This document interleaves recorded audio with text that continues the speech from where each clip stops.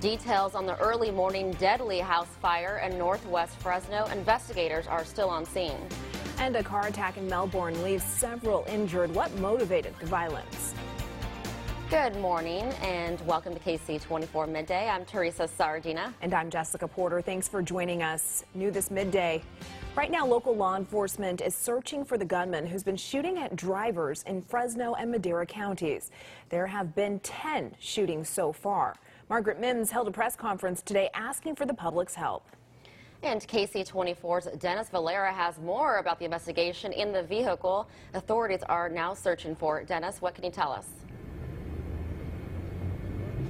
Well, Jessica and Teresa, with one injured so far in these shootings, 10 of them, as you guys said, the Fresno and Madera County sheriffs are pleading with the shooter to stop and for things not to escalate further. Now, the first shooting happened back on November 27th in Madera County. The latest one just this past Sunday in Fresno County. All victims have reported hearing loud bangs as another vehicle passed them, then later finding bullet holes in their vehicles. The suspect vehicle is described to be a dark-colored pickup with an extended cab or crew cab, lifted body with oversized tires. Sheriff Margaret Mims says there have been issues with victims reporting these crimes immediately. Our challenge is many of our victims wait some time before they call. Either they will wait until they get to their destination, or in some case they've waited up to 3 days before they report that their vehicle has been hit by gunfire.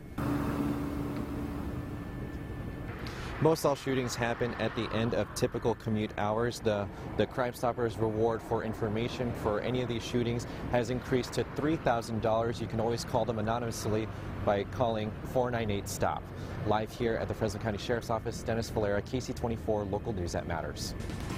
Thank you, Dennis, for that report. Now to a developing story. Investigators are in northwest Fresno at the scene of a deadly house fire on Rialto, just east of Marks. That's not far from Slater Elementary School. Firefighters say the two-alarm fire broke out around 12:30 a.m. When firefighters went inside the home, they found a body. Our indication from the witness reports is that the fire possibly originated in the center of the home, which looks to be like a living room area. At this time, the victim has not been identified.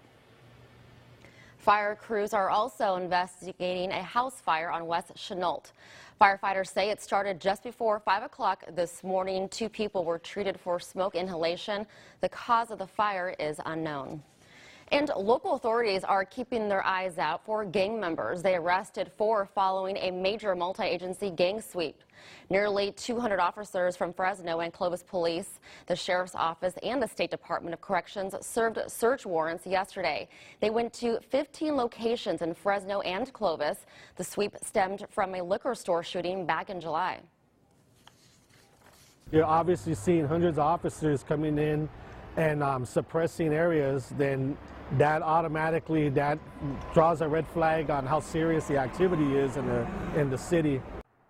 Officers confiscated 6 guns. Chief Jerry Dyer says there will be more operations like this one in the coming year. Authorities are seeing a trend in gang violence, the increasing involvement of teenagers. In the past couple of days, 2 17-year-olds have been shot and hospitalized in critical condition in separate gang attacks. There have been more than 500 shootings in Fresno this year. Chief Jerry Dyer is concerned about how many guns are ending up in the hands of young teenagers. Well, we had 2 juveniles shot this week, 2 juveniles shot last week.